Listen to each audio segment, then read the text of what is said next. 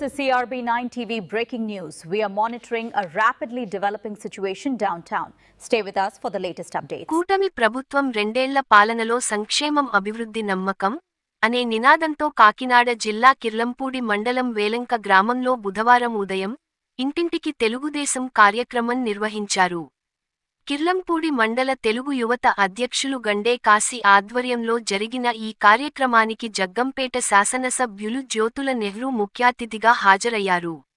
ఇంటింటికి తిరుగుతూ అభివృద్ధి కరపత్రాలు పంచుతూ ప్రజల సమస్యలను స్వయంగా అడిగి తెలుసుకున్నారు. గ్రామంలోని ప్రాథమిక పాఠశాల హైస్కూల్ను పరిశీలించి విద్యార్థులకు కావాల్సిన వసతుల గురించి అడిగి తెలుసుకున్నారు. చిల్లంగి నుండి పెద్దానాపల్లి వయా వేలంక 3.25 కిలోమీటర్ల రోడ్డుకు 2.14 లక్షలతో నిధులు మంజూరు అయ్యాయని, త్వరలోనే పనులు ప్రారంభమవుతాయని వెల్లడించారు. ఇదే కూటమి ప్రభుత్వ నిబద్ధత అని జ్యోతుల నెహ్రూ అన్నారు.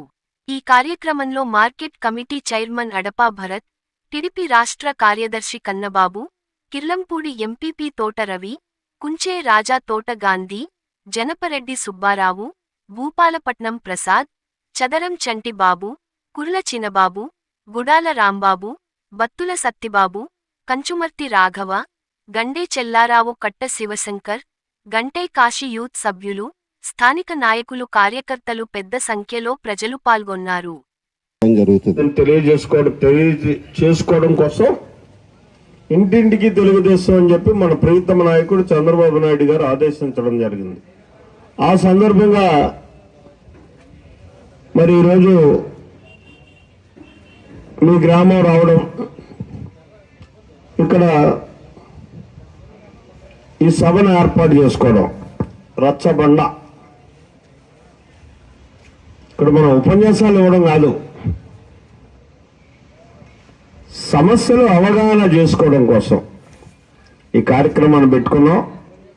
మరి ఈ కార్యక్రమం సందర్భంగా వేదికను అలంకరించినటువంటి అత్యున్నత మహారథులైనటువంటి పెద్దలందరికీ పేరు పేరున, అలాగే ఎప్పుడు ఎంతో ఆప్యాయత అనురాగాలతో నన్ను ఆదరిస్తున్నటువంటి యాలంక గ్రామ సోదరీమణులందరికీ కూడా పేరు పేరున నా హృదయపూర్వకమైనటువంటి ధన్యవాదాలు తెలియజేసుకుంటున్నా. పత్రికా సోదరులకి, మీడియా సోదరులకి నా ప్రత్యేక ధన్యవాదాలు. ముఖ్యంగా నేను చెప్పాల్సినవన్నీ కూడా నా ముందు మాట్లాడినటువంటి మొత్తం మాట్లాడేసి వాళ్ళ నుంచి నేను ఈ ఊరు సమస్యలు ఆశించాను.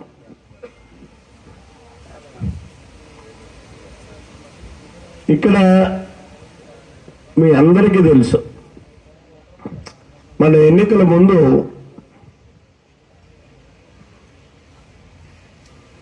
కర్త ప్రభుత్వ విధానాల గురించి ఎంత మాట్లాడుకున్నా అది టైం దండుగా. ఎందుకంటే అసలు పాలనా విధానం తెలియనటువంటి విధానంలో పాలన చేసినటువంటి పాలకులు ఆనాడు ఈ రాష్ట్రాన్ని అధోగతి పాలు చేశారు. కానీ ఈనాడు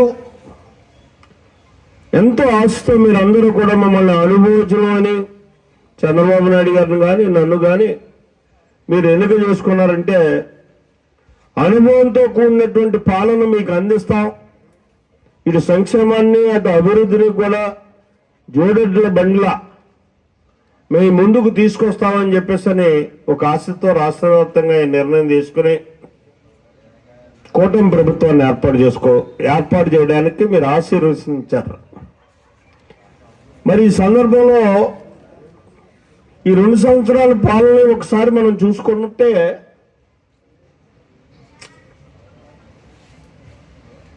అభివృద్ధిని సంక్షేమాన్ని కూడా సంపాదనలో మనం తీసుకువెళ్తున్నాం. ఉదాహరణకి రాష్ట్రం అంతా మనం మాట్లాడుకోవద్దు, నియోజకవర్గం అంతా మాట్లాడుకోవాల్సినటువంటి అవసరం లేదు. మీ గ్రామం గురించే మనం మాట్లాడుకుందాం. అంటే అన్నీ నేను చేసేసాం, ఇంక సమస్యలు లేవని మాత్రం నేను అన్నాం. ఎందుకంటే అభివృద్ధి చెందుతున్నటువంటి దేశంలో సమస్యలు పుట్టుకు వస్తూనే ఉంటాయి. ఒక రోడ్డు ఉదాహరణకు ఒక రోడ్డు వేసాం అనుకోండి, ఇంటి చివరి వరకుని నెక్స్ట్ ఇయర్ ఎత్తులోకి 4 ఇళ్ళు మిగుతాయి మళ్ళీ అక్కడ కొసకే. మళ్ళీ 200 మీటర్లో 100 మీటర్లో మళ్ళీ ఇల్లు ఆ రోడ్డు వేయాల్సినటువంటి సమస్య మన ముందు ఉంటుంది. ఇది ఒక నిరంతర ప్రక్రియ. అయితే సంక్షేమాన్నే మనం దృష్టిలో పెట్టుకుంటే 1వ తారీఖుకి పెన్షన్గా మీ అందరికీ పెన్షన్లు వస్తున్నాయా లేదా? వస్తున్నాయా? 576 మందికి ఇస్తున్నాం. అంటే నెలకి 25,76,500 రూపాయలు ఇస్తున్నాం యాలంక గ్రామానికి. ఏమో నీకేమో అనుమానం ఉందా? పెన్షన్ నిమిత్తం మనం ఇచ్చింది 6,20,93,000 రూపాయలు, 93,500 రూపాయలు ఈ 2 సంవత్సరాల్లో మనం ఇచ్చింది. నాకు 4,000 ఇచ్చారంటారు. 4,000 కాదు, మీ గ్రామానికి ఇచ్చినటువంటిది ఒక పెన్షన్ నిమిత్తమే 6,20,93,500 రూపాయలు. అలాగే తల్లికి వందనం. ఎంతమంది పిల్లలుంటే అంతమందికి కూడా నేను ఇస్తాను అని మా నాయకుడు చంద్రబాబు నాయుడు గారు మహానాడు సందర్భంగా మాటిచ్చాడు. గతంలో పెద్ద మనిషి కూడా మాటిచ్చాడు,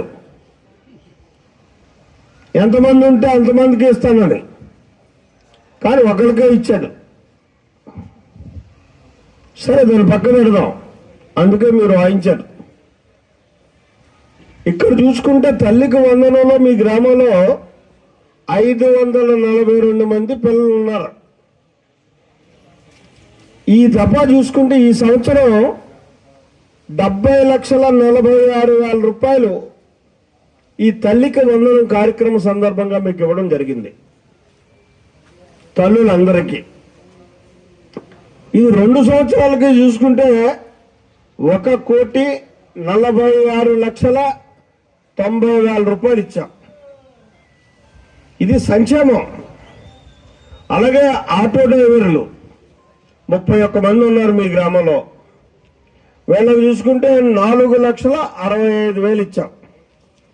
ఫీజు రీయింబర్స్మెంట్ అంటే చదువుకునే కుర్రోళ్ళు, ఇంటర్మీడియట్ దాటి పైన చదివేటటువంటి కుర్రోళ్ళందరికీ కూడా 122 మందికి ఫీజు రీయింబర్స్మెంట్ ఇవ్వడం జరిగింది.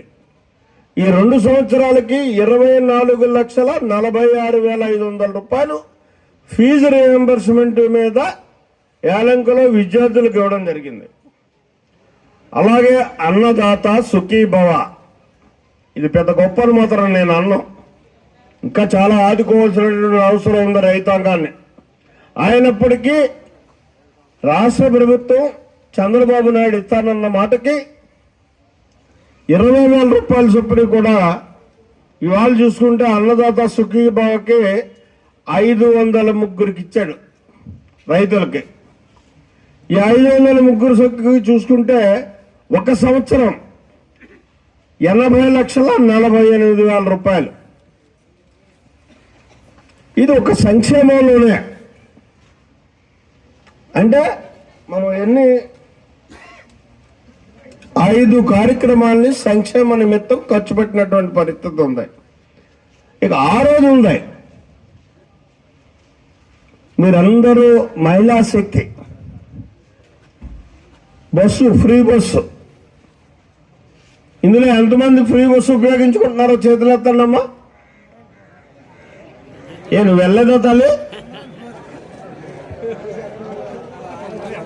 ఇప్పుడు మా ఊళ్ళో 55 లక్షల రూపాయలు ఇచ్చాం ఈ 2 సంవత్సరాల్లో. డ్రైన్లు అయితేనే, సిమెంట్ రోడ్లు అయితేనే. మళ్ళీ ఇప్పుడే నన్ను తీసుకెళ్ళి ఎక్కడో గోతులో పడేసాడు ఈ కాశీ. కావాలని పెట్టాడు అక్కడికి, ఎందుకంటే ఈ చూస్తే వెంటనే ఇస్తాడు కదా అని చెప్పేసాను. ఒక 100 మీటర్లు వేస్తేనే కానీ అక్కడ ఉన్న మురికి బయటకు పోదాం. వేయాల్సినటువంటి అవసరం ఉంది ఖచ్చితంగా దాన్ని. ఇప్పుడు ఆ 100 మీటర్లకి కూడా మండల ప్రెసిడెంట్ గారిని, నీ మండలం నుంచి 2 లక్షలు ఇవ్వయా, రేపే కాసి పని మొదలు పెడతాడు అని చెప్పడం జరిగింది. అంటే అక్కడ ఒక 25-30 కొంపలకి ఇళ్ళకి ఇబ్బంది లేకుండా ఉంటుంది, లేకపోతే రోగాలు వచ్చే పరిస్థితి వస్తుంది, పని మీకు తగులుతుంది. ఇకపోతే ఇక్కడ మనం చెయ్యాల్సింది మీ అందరికీ కావాల్సిన రెండు కార్యక్రమాలు ఉన్నాయి. ఆ రెండు ఇలా కాసి అడిగాడు సమాధానం కూడా వాడే చెప్పాడు.